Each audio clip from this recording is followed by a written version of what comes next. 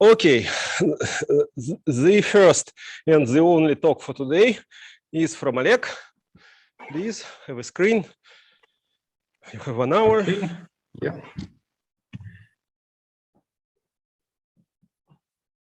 Come on.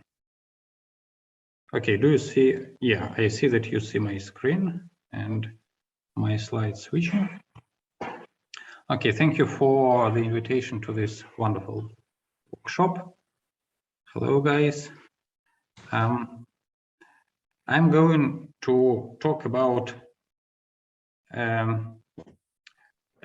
problem I have been working for a while with my colleagues, namely on the description of the dynamics of an impurity particle driven or dragged by a constant force through a quantum fluid. I must say from the very beginning that since this is a workshop and we are supposed to discuss and to exchange opinions, this talk will be somewhat provocative, since I'm going to describe results of different groups that, well, I would not say that they are in hard conflict, but at least they are in tension. And I will focus on these tensions and explain what can be done and what should be done to resolve these tensions and these controversies. So the plan of the talk is as follows. First I will introduce the problem, and then I will describe the Depleton model developed by Alex Kamenev and Dmitry Gangard, who is probably in the audience. Sorry if so you can stop me at any time and correct if I'm saying something wrong. And then I'll switch to I'll describe an alternative description of the same thing, the kinetic theory, and then I'll compare them and show where precisely the tensions arise. Then I will pay attention to the CAS controversy, which is, on the one hand, it is a somewhat different problem, also about an impurity in a quantum fluid, but not dynamical one. But on the other hand, it influences greatly the description of the dynamics, and I will discuss this also. And I will finalize with look and discussion what can be done next. Some reason, okay,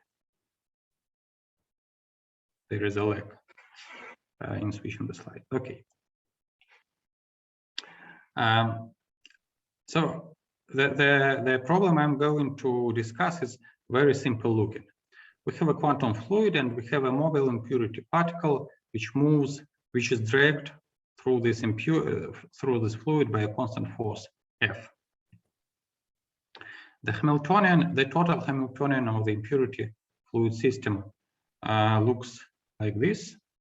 By the way, do you see my pointer, my mouse? Yes. Yeah. So the total Hamiltonian looks like this. This HF is the Hamiltonian of the fluid, whatever it is. This is the kinetic term of the impurity, and here the driving is included.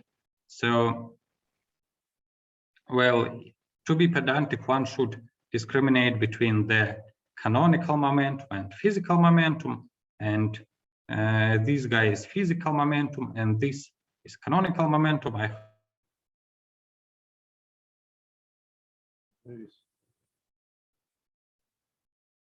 Wait. Hello. How are you doing?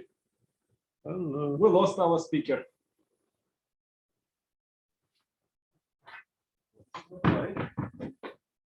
We're online. I think it's a problem on his side. No, yeah. Okay. No, we're fine. Very important because I need one. Well, technically he knows. Так, online people, say something to me. Anybody? Hey, Good. Так, I see. So everybody is fine. So it's a problem on the speaker side.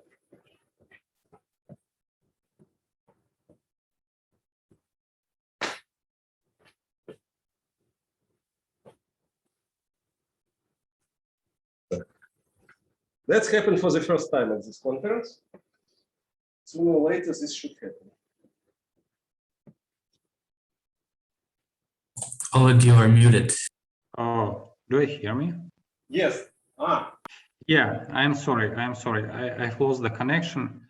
In general, these days, internet here in Russia is unstable, supposedly because authorities try to block as many opposition sites as possible before the elections.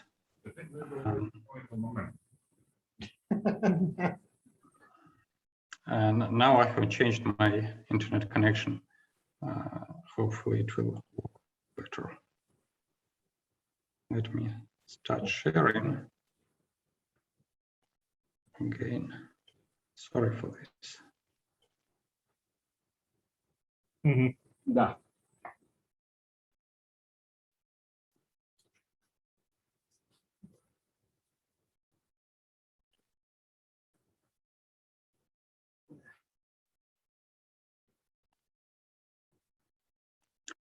Okay, so I got disconnected at this last term, right?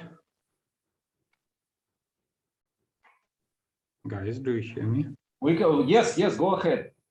Yeah, so this last term it describes impurity fluid interaction, and up to the very last slide, I will be mostly focusing on the repulsive impurity. So the impurity repels the particles of the quantum fluid. The quantum fluid can be either gas or liquid. I will not make much difference in the following. And we are actually interested in two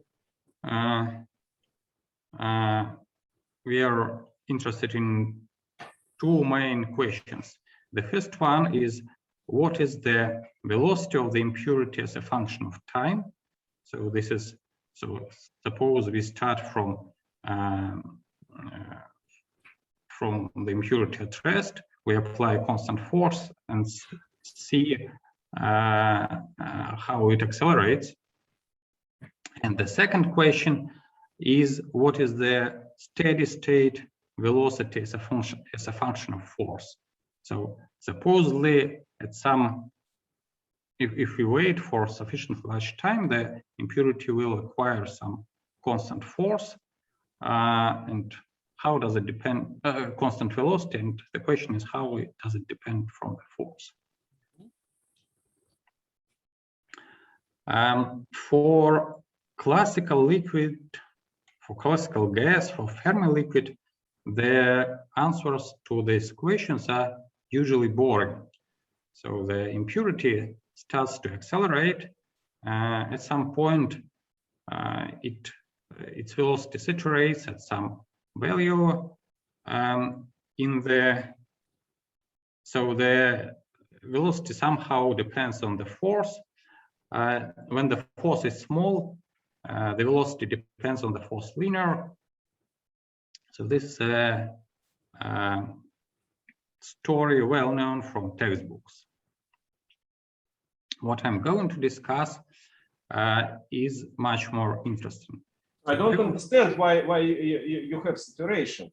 You mean the larger force, larger velocity you will have in classical limit, absolutely classical.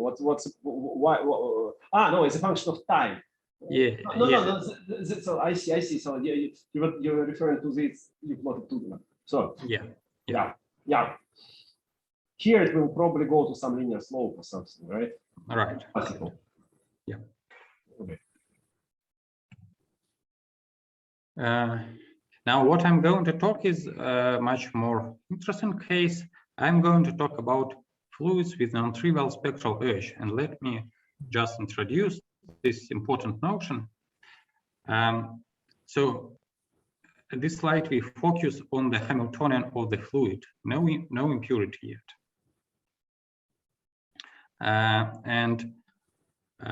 This is a translation invariant Hamiltonian, as we assume it to be. So each eigenstate of this Hamiltonian has some eigenenergy E, calligraphic E, and some total momentum P. And each point at this plot corresponds to some eigenstate.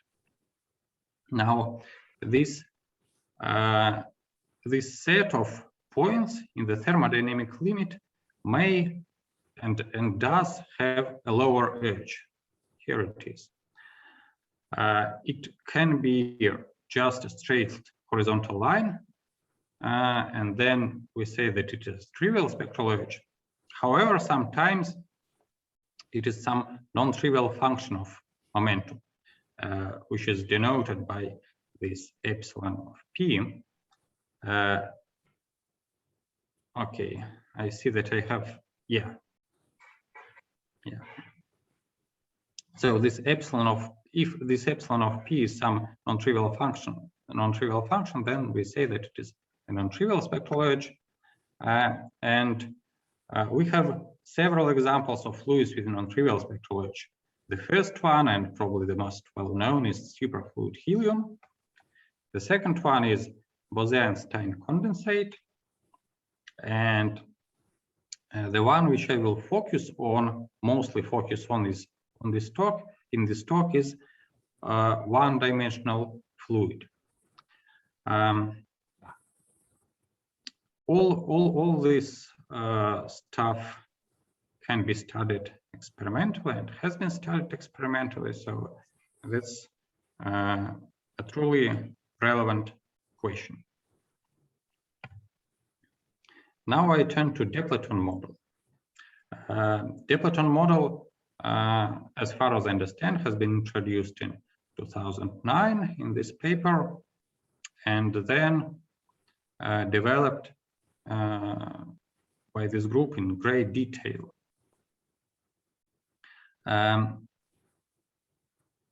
From now on, I will, when talking about Depleton model, I will focus exclusively on one-dimensional systems. Particularly in the first articles, one-dimensional weakly interacting, one-dimensional not very strongly interacting bosons have been considered. In such a system, there are solitons that are, in simple words, they are just dips in the density profile of the fluid, and the Depleton is an impurity particle binded to this depletion of the quasi-condensate. Now, I have already said that I assume that the impurity repels particles of the fluid, and this means that it attracts holes. So Depleton, in simple words, is just a bound state of an impurity particle and a hole or a depletion in the fluid background. Now let me come straightly to the main, to the most interesting and well-known manifestation and consequence of this picture, which are Bloch oscillations without a lattice. To introduce them, I first need to introduce the lower edge of the spectrum of the total impurity fluid Hamiltonian. This Hamiltonian is again translation invariant, so each eigenstate has a well-defined momentum, and at this plot now P is the momentum of the fluid and the impurity, and E is the energy of the impurity fluid system. So each point here corresponds to the eigenstate, and in the thermodynamic limit, it again has a lower edge, which in one dimension is a periodic function. So near P equal to 0, this periodic function is close to parabolic dispersion as for free particle, but for larger momentum, it develops this periodic shape. Probably the first who explicitly calculated this dispersion relation was Maguire, who did it for a particular integral model more than 50 years ago. And the person who stipulated the importance of this periodic dispersion of the impurity fluid system was Austin Lamacraft back in 2009. Now, this picture corresponds in a sense to a Hamiltonian that doesn't depend on time, where the flux is, or the momentum is fixed. Now assume that we drive the impurity. So we inject momentum, we pump momentum into the system. The total momentum grows linearly with time. But now the question is, how is it distributed between the impurity and the fluid? If the force is small, and most of my talk I will assume that it is reasonably small, then one might conjecture that the state of the system approximately adiabatically follows this lower edge of the spectrum. Of course, if it was initiated in the ground state at P equal to 0. So this means that the system travels in this plot along this lower edge of the spectrum, which is denoted as E mean of the momentum.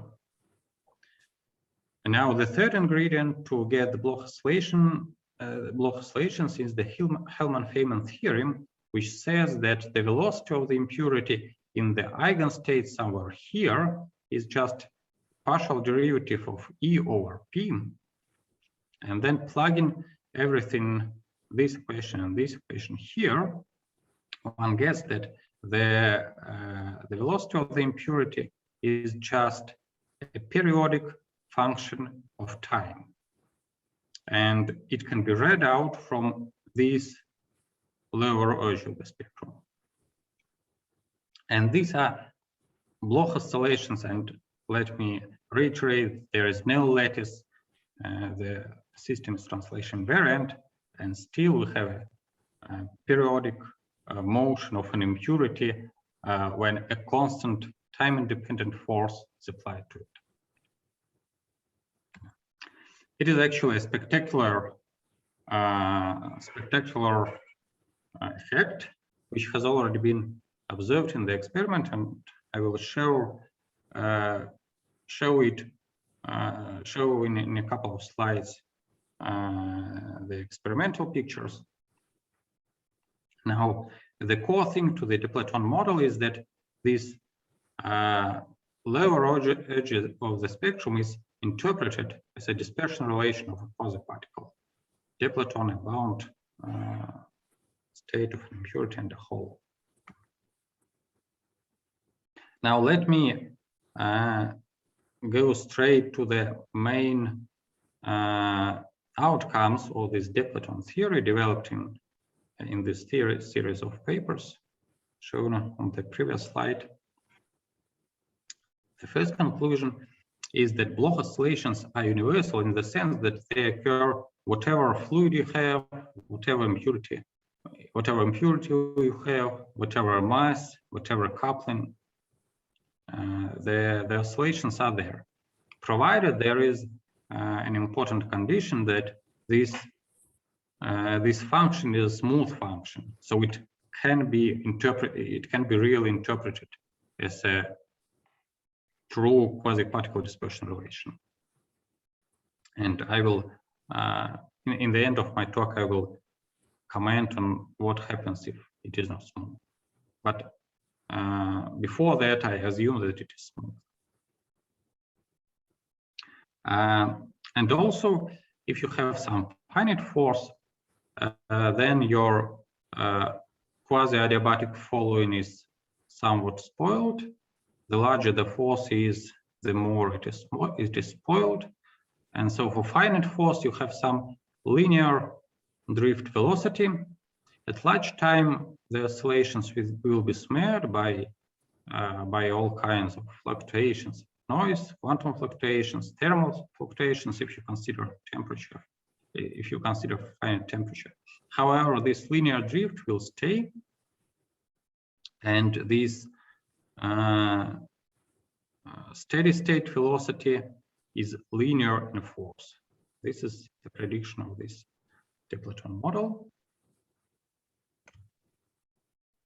And this is a slide with experimental figures. The results has been published in 2017. People studied strongly interacting was a gas and an impurity which was the same particle of the same gas in a different hyperfine state. So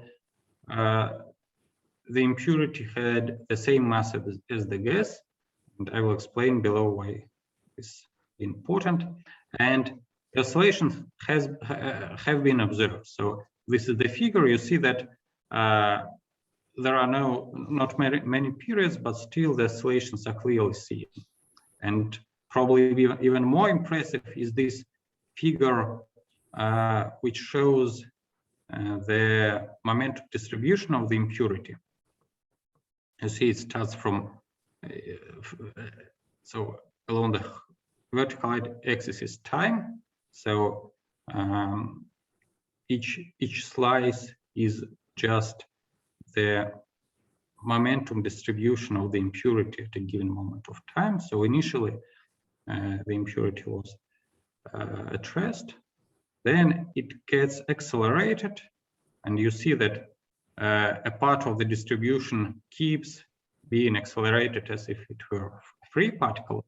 However, a substantial part gets reflected at the edge of the Brillouin zone, so to say, Brillouin zone of this effective periodic dispersion relation, and so it gets to the opposite edge of this Brillouin zone, and this is how oscillations emerge. Now let me now. This was a brief outlook of the Templeton model, and maybe Dmitry Karnokart will talk more about that. I don't know on Friday, right? Now I'm going to talk about a seemingly very different approach to the same problem, namely the kinetic theory. The kinetic theory for a mobile impurity in a quantum fluid first was pioneered by people doing experiments actually with ions in superfluid helium more than 50 years ago.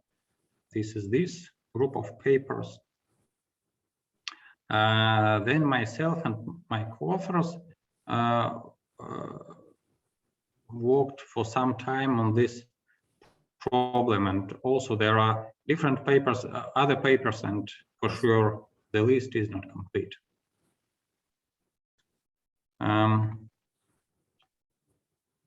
So to start with, I need, for a moment, I forget that there is a force in the system, and just ask myself what happens to the impurity if it is injected in the fluid with some velocity v0. If this were a fluid with a trivial edge of the spectrum, the answer would be also trivial. The impurity would bounce off the particles of the fluid and eventually it would stop.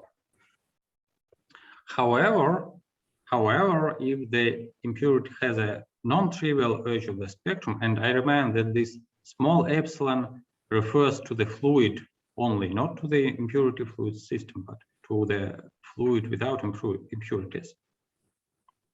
If you write down the momentum and energy conservation laws which describe an elementary scattering event between an impurity and an excitation of the fluid, then we'll see that there are no solutions for the impurity velocity below some critical velocity. And this critical velocity is closely related but not identical to the Landau critical velocity. And it was first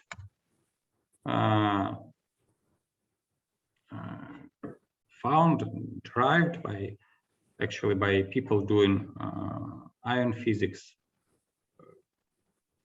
in superfluid helium. And it is given by this formula. So it is determined by the dispersion, by the lower edge of the fluid spectrum, and by the mass of the impurity. You see that there is no impurity fluid coupling, so it is supposed to be weak, and this is all this business about weak coupling theory. Now, graphically, to find this generalized critical velocity, one needs to plot this function, which is a fluid energy plus kinetic energy of non-interacting impurity, and then find a line that touches this curve at the minimum possible angle, and this angle is determines the critical velocity. Now, this is very similar to the textbook's pictures explaining the Landau critical velocity, and indeed, this generalized critical velocity is equal to Landau critical velocity in the limit of m equal to infinity. So, in other words, if you think of your container where your fluid flows as an infinitely massive impurity, then you can use this critical velocity and get the correct answer. Importantly, the generalized critical velocities, it depends on the mass of the impurity, and it is always that the Landau greater than Landau critical velocity. This is particularly important for one-dimensional fluids, because for one-dimensional fluids, one can easily see from this picture that the Landau critical velocity is 0, and indeed there is no superfluidity in one dimension. However, the generalized critical velocity can be non-zero. So you see, this plot is this blue curve is just the one-dimensional quantum fluid dispersion relation plus this parabola, and that's why this angle is non-zero. Now let me emphasize that actually there are two quite different versions of this plot. If the impurity is sufficiently heavy, then this is a shallow parabola, and the touching point corresponds to some finite momentum, finite energy.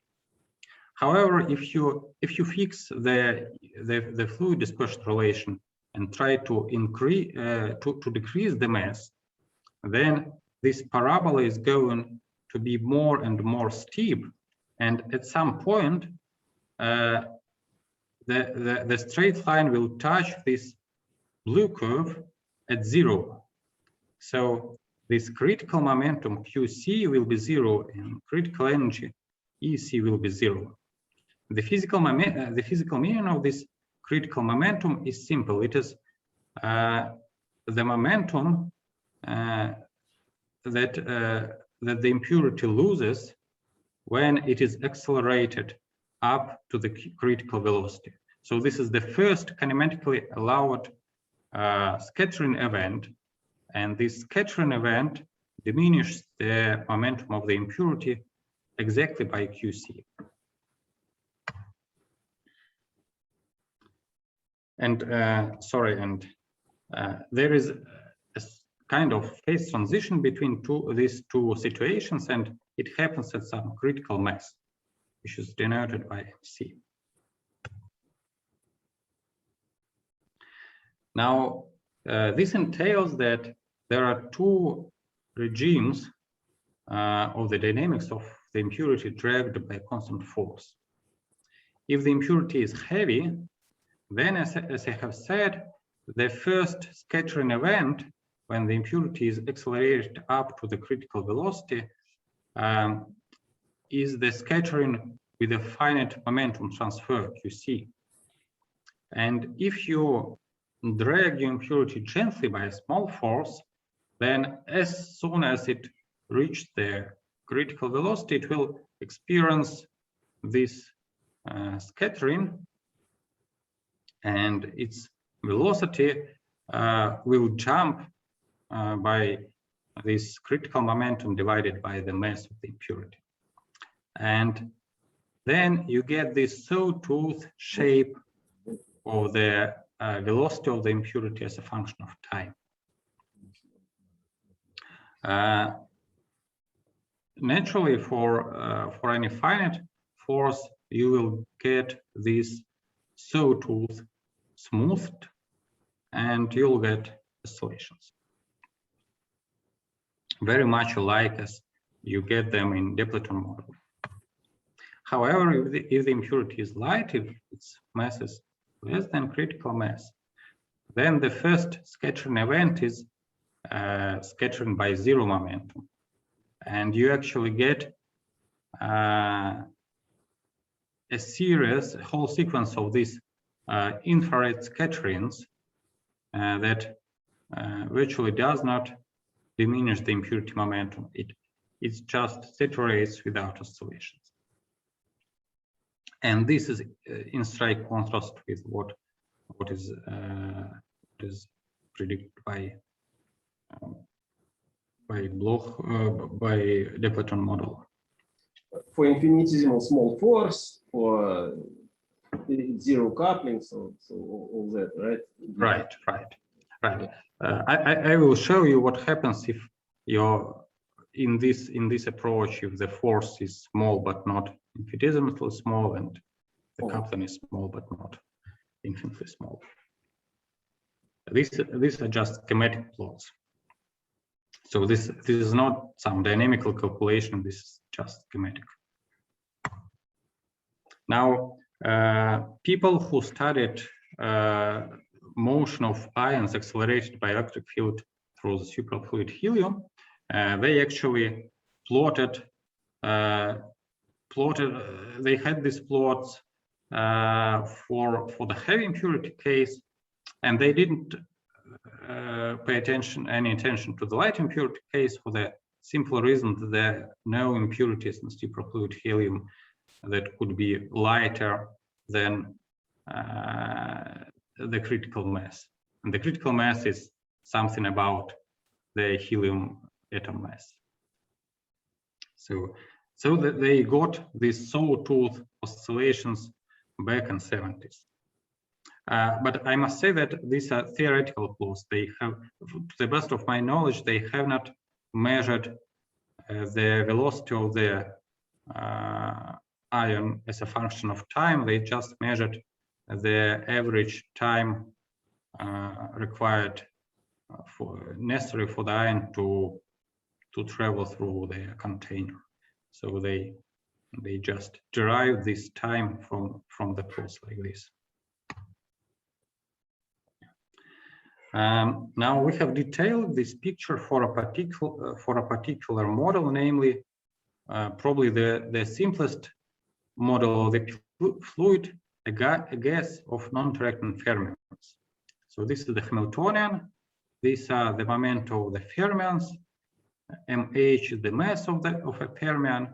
This is the kinetic term of the impurity. M is the mass of the impurity, and this is a point-like interaction between an impurity and a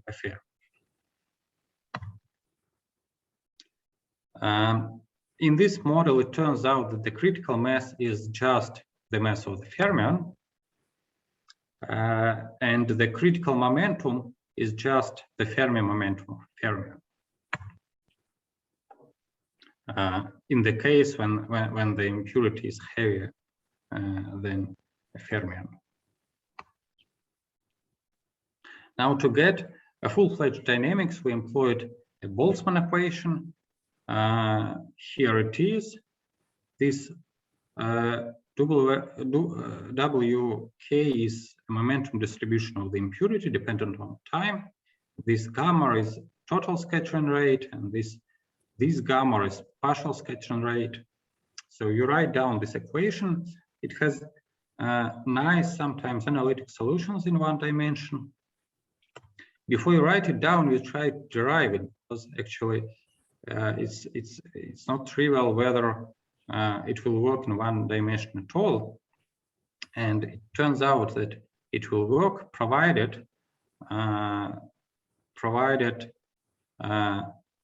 certain conditions are met. And this is just, I flash the diagrammatic derivation of this Boltzmann equation, and I refer you to this paper by my colleague Alexander for details.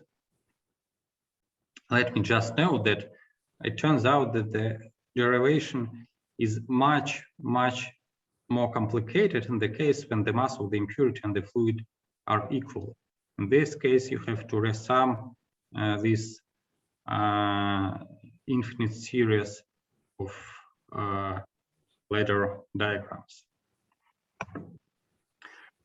Now, validity condition. The first one is obvious. This is a weak coupling theory. The second one is much less obvious. It turns out that your force shouldn't be too small, and the reason for that is as follows: we cannot justify the Boltzmann equation when the velocity of the impurity is in the vicinity of the critical velocity. So we need that the impurity passes this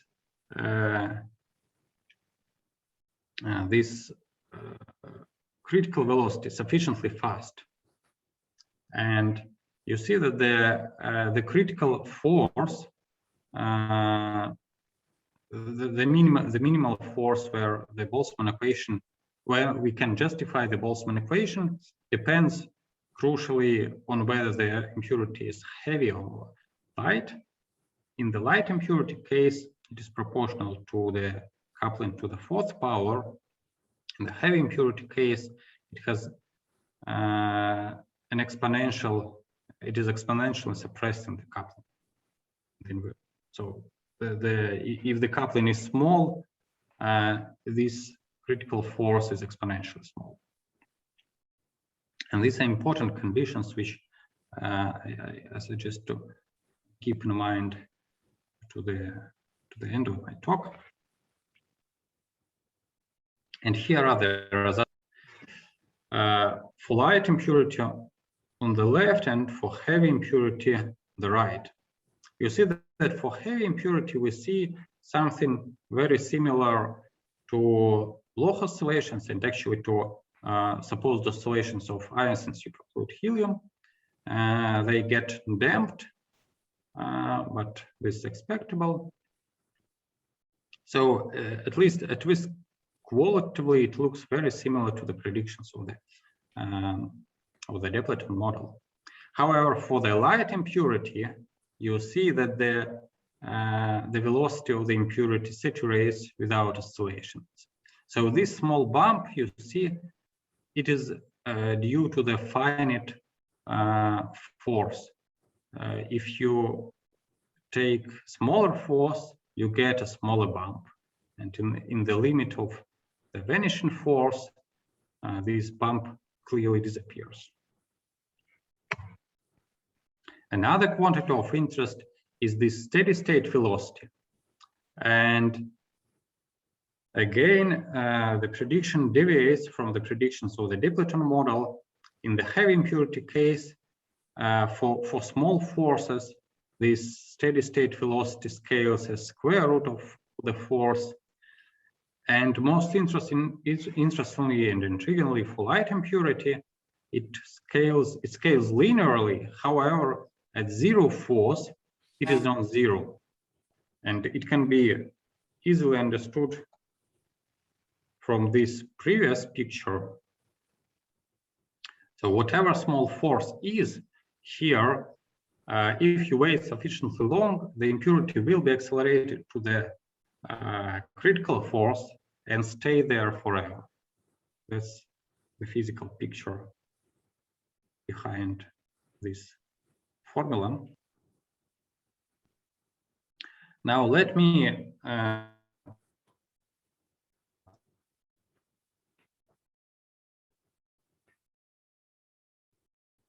the results of the Dipleton and the kinetic Dipleton model and the kinetic theory. In the Dipleton model, you get universal oscillations, whatever fluid or impurity you take.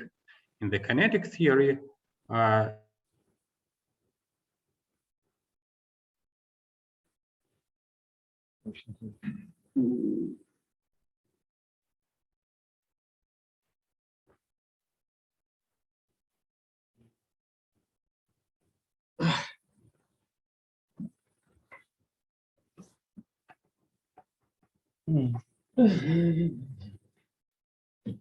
have a meeting. Real low. Yeah. Yeah. But unfortunately, I can stay for like 5-10 minutes. No. In principle, it's hard to discuss anyways because the models are in different regimes, right? And Dipleton doesn't tell you about the amplitude of oscillations. So it could happen that in this limit. guys, I'm sorry, I again lost my connection.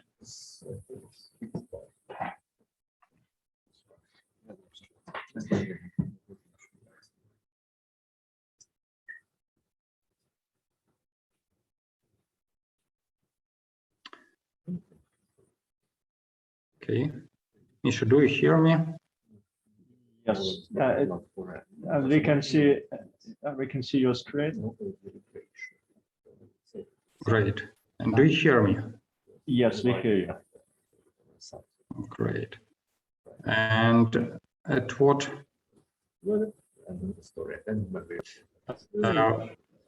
where precisely the connection was lost?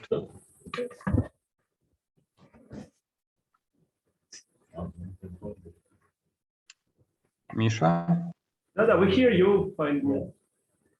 Okay, should I just repeat this slide? No, just no, continue.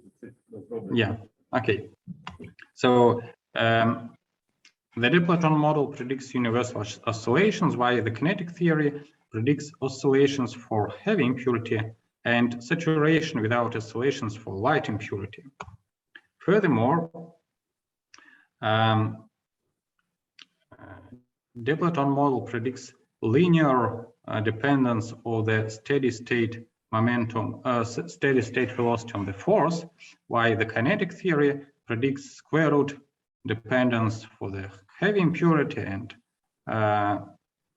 this strange linear dependence with non-zero constant term for light impurity. Now, the approaches are really different. the Depleton model is a non-perturbative effective theory, while kinetic theory is totally perturbative. Formally, two approaches are not informal conflict because, as I have said, we are not able to truly justify Boltzmann equation for forces that are smaller than the critical one. However, if you are seriously wish to reconcile the predictions of both approaches, then you will need to assume that the kinetic theory is grossly inadequate for forces smaller than the critical one. And furthermore, such reconciliation could be quite bizarre. Let me try to explain what I mean. So again, this is a plot of the steady state velocity or steady state momentum of the impurity as a function of force. And this black line is the prediction of the kinetic theory. However, Depleton model predicts a linear growth at really small forces. And this means that this plot should look something like this. So like this purple curve, and then this a sharp maximum, and then this black curve. So and this force at which this maximum occurs should be fourth order the coupling constant. So I would say this is quite dramatic behavior. Actually, both of the groups were not satisfied by this formal possibility to reconcile their results, and there was an exchange of comments and replies in PhysRev. And so Alex Kamenev and co-authors argued that the perturbative treatment can miss binding between the hole and the impurity, which is a non-perturbative effect. So they argue that in this plot of the impurity fluid dispersion, there is a continuum of unbound excitations, but the true ground state is separated from this continuum by the gap, which is non-perturbative in the coupling strength, and which gets exponentially small for small couplings. Of course, this gap cannot be a hard gap. There should be excitations filling also this gap, but supposedly they might be of the same form as the ground state. We replied that, well, and this estimate was supported by a certain calculation in the truncated Hilbert space with a single hole. So the Hilbert space of the Fermi gas was substituted by the Hilbert space, by the finite Hilbert space with a single movable hole. Now we argue that this exponentially small correction to the energy actually is much smaller than simply the next term in the perturbative treatment in the perturbative series. So it's not clear why should we pay attention to it. And physically speaking, this might indicate that actually this binding can be just simply destroyed by quantum fluctuations.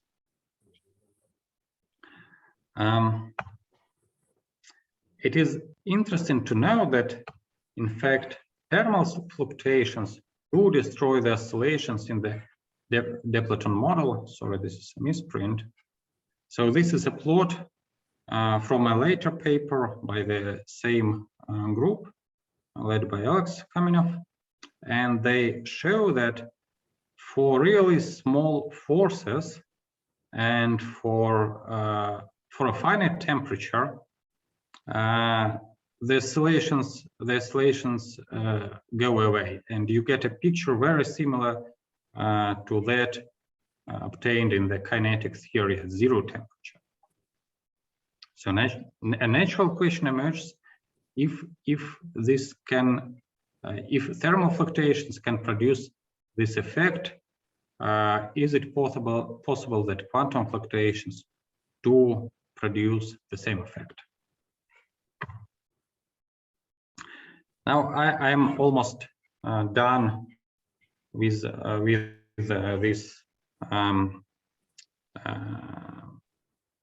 this comparison between Depleton and kinetic approaches.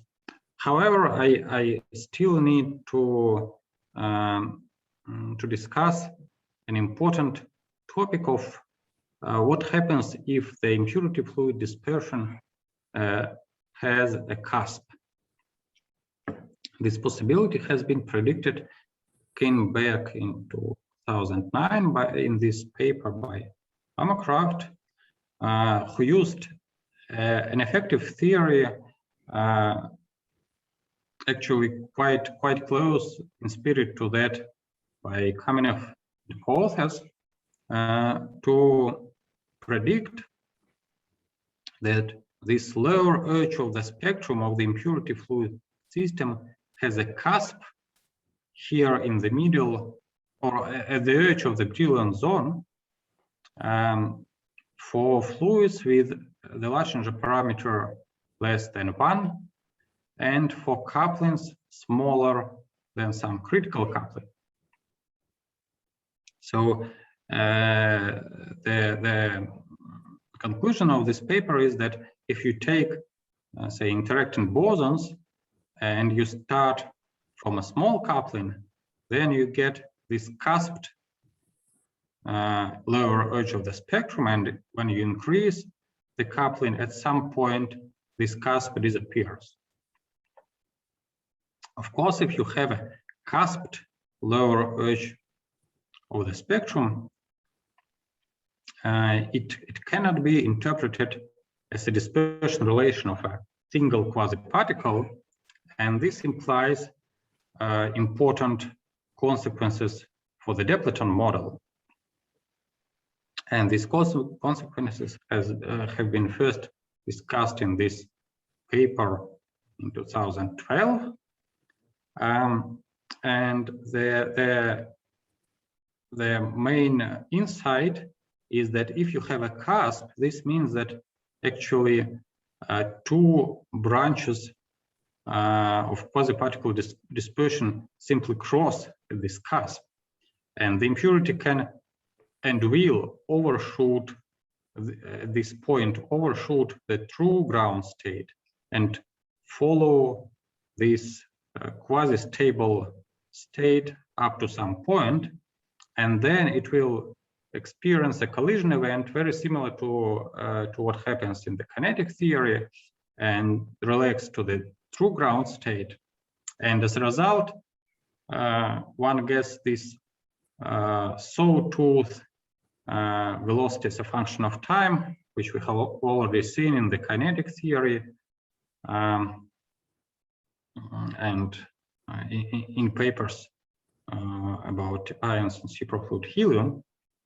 So the things become very, very similar to the kinetic theory, and moreover, the drift velocity, the steady state velocity of the impurity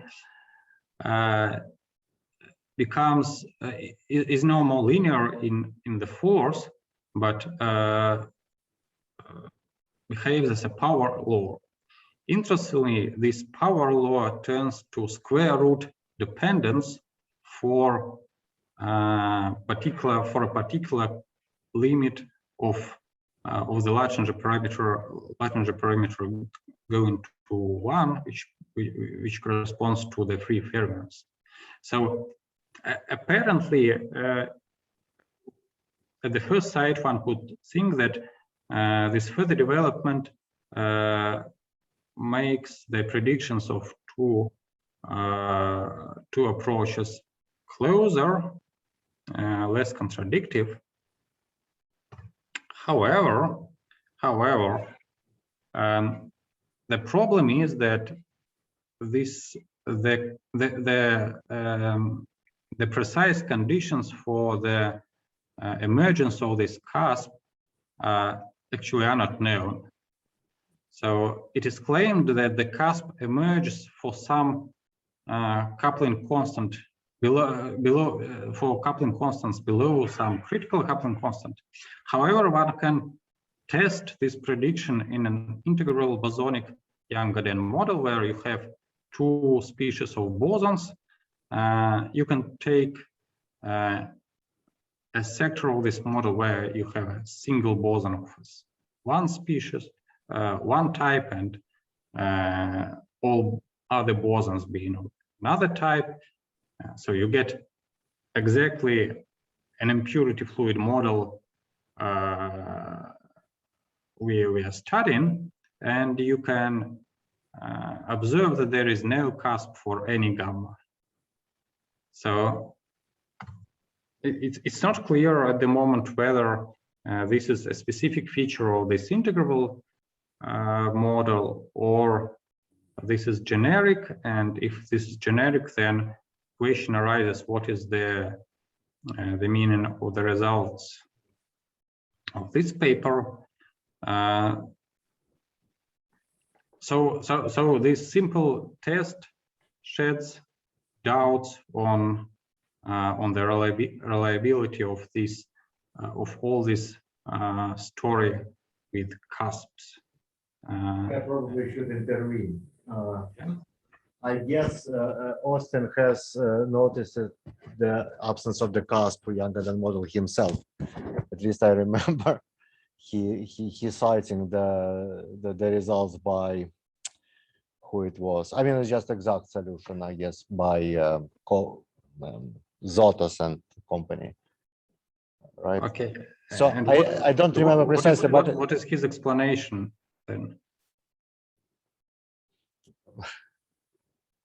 No, effective theory give cusp. He has I mean, Oleg, I'm really sorry. I would rather discuss with you much longer. Unfortunately, I have a meeting in kind of maybe even now. But I just wanted to make my main comment, and I think that it's mostly seen here. It's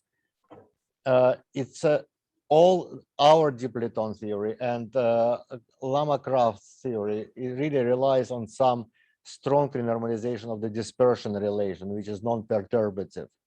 And essentially formation of Dipleton or whatever dispersion relation you work with. And this is not a weak coupling theory. It takes time to make a Dipleton. The weaker interactions are, it will take longer.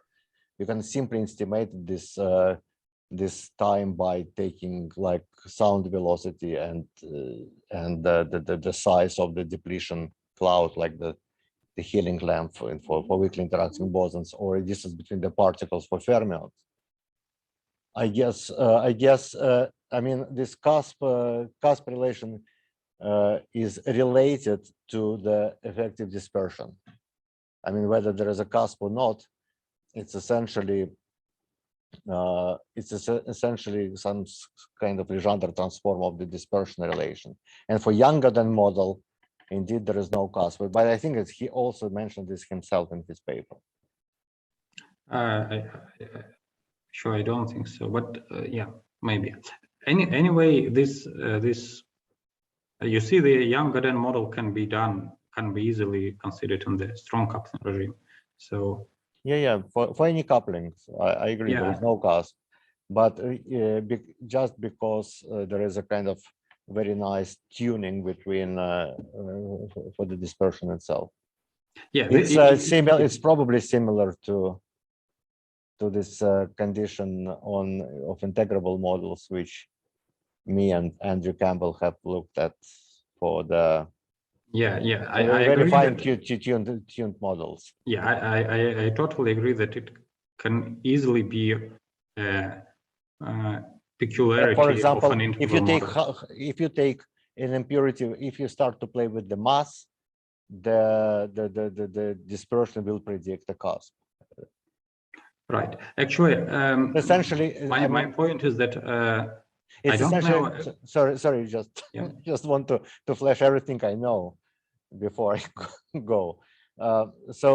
For example, the mass is essentially the existence of the cusp or not is related to the H exponents, which are kind of large liquid exponents depending on the momentum. They're very similar to the H singularities considered by Boltzmann, Kamenev, Mambekov, etc.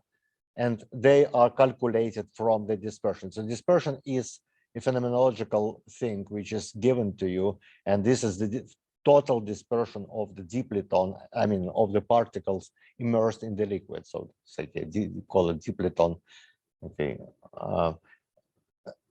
So without that, I mean, you cannot get this dispersion just starting from free particles, and you have to wait essentially forever until all the liquid around it will adjust to it. So it's a if it doesn't happen in a finite time, probably on the scale of the collision time, then of course this theory is simply not correct, because this dispersion doesn't form.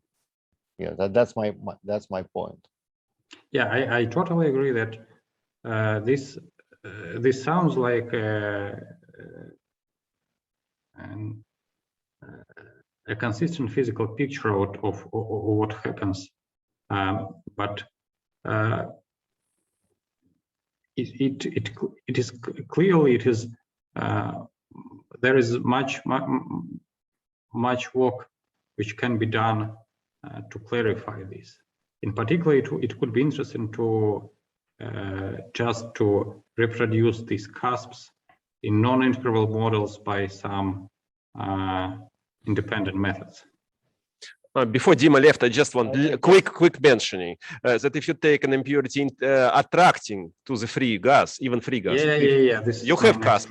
You have cusp. So what's the problem? I mean, you should just even integrable. You take Maguire plotted cusp. Bill. Right, Misha. No, this is my next slide. No, well, I mean, yeah. So it's so. I'm sorry, Oleg. You're most welcome to contact me. I mean, I will disappear in a. Okay, yeah. We can talk later. Okay, actually, I'm almost done, and this is my next to last slide, exactly about attraction. So, if you take an attractive Maguire model, which is a model I have already shown, this Hamiltonian. An integral model of an impurity in the sea of one-dimensional fermions. And now you take this coupling constant negative, which corresponds to attraction. You do indeed get cusps. I don't know whether they appear beyond integrability or not. I would like to emphasize that the kinetic theory is not sensitive. In the lowest order, it is not sensitive to the sign of gamma. So the predictions of the kinetic theory are exactly the same. However, the predictions of the Dipleton model, to the best of my understanding, should be drastically different, because now the impurity attracts to the particles of the gas, and this means that it repels from the holes. And it seems highly unlikely that it will form a bound state with the hole. So this means that this attractive impurity actually poses a challenge to this Dipleton model. May I comment on the attractive impurity model? Okay, so the reason for the cusp which appears in this model is quite interesting.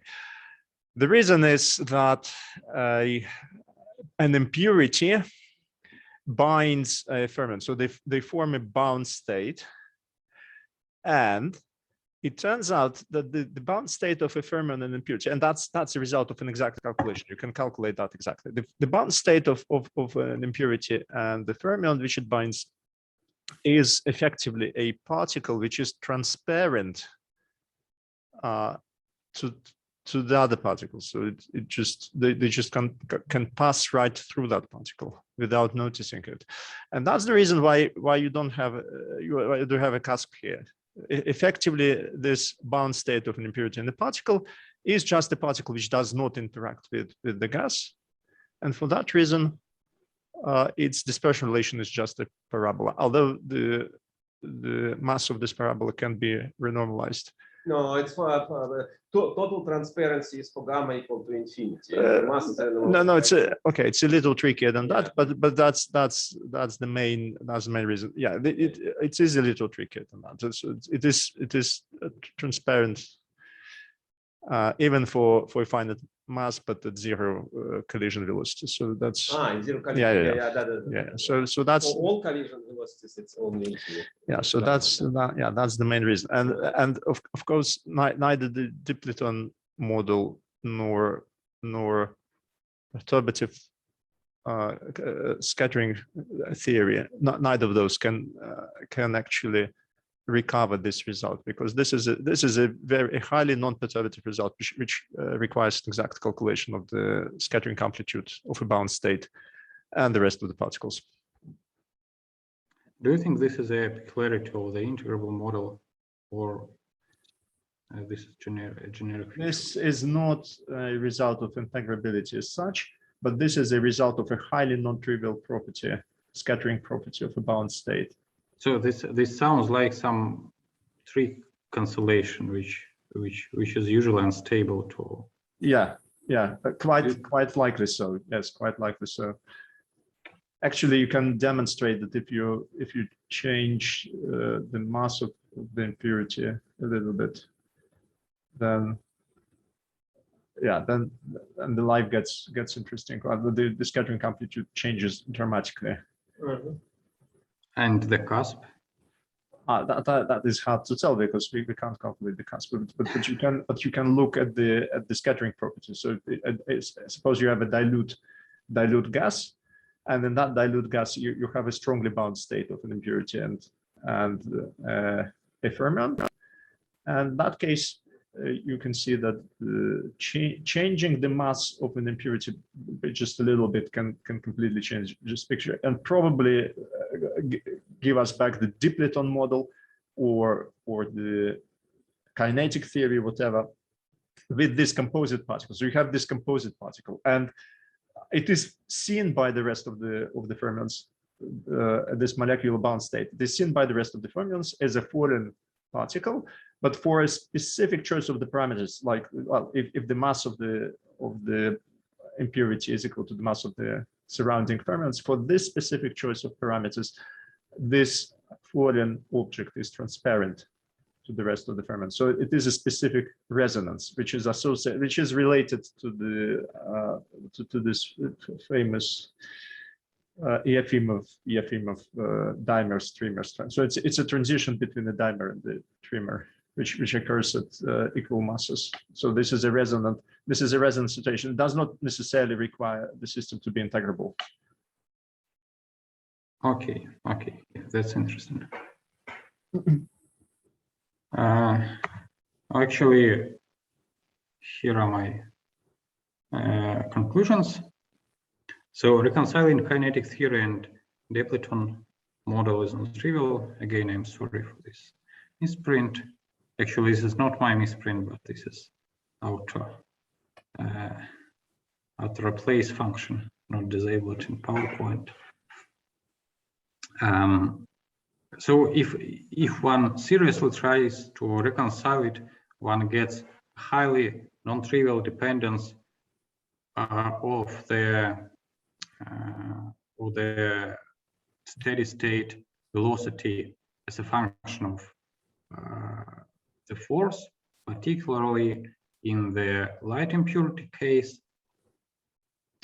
More studies are very welcome that can approach the same problem by different methods, all kinds of numerics, maybe adiabatic perturbation theory, and maybe even experiments. Let me add in this respect that I tried to interact with a group of numerical people who tried actually to pinpoint whether there is a cusp or there is no cusp by some smart version of exact diagonalization. And up to now we haven't succeeded because it turns out to be very tricky and elusive. In a more general perspective, all the inconsistencies I have, or strange results or tensions between results discussed here reflect the fact that we actually do not have a nonlinear response theory, even for simplest systems like an impurity in a sea of non-interacting fermions. Also, attractive impurity fluid interaction is little studied, but potentially very interesting.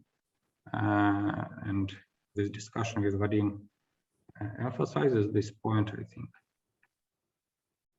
So that's all. Thank you for your attention.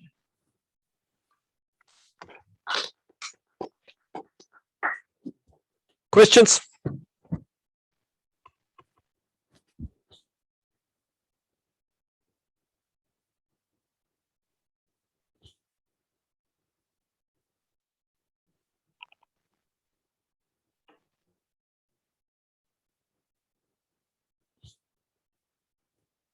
Okay, then it's either everything is clear or nothing is clear. But anyway, since we don't have questions, we thank the speaker and I stop recording.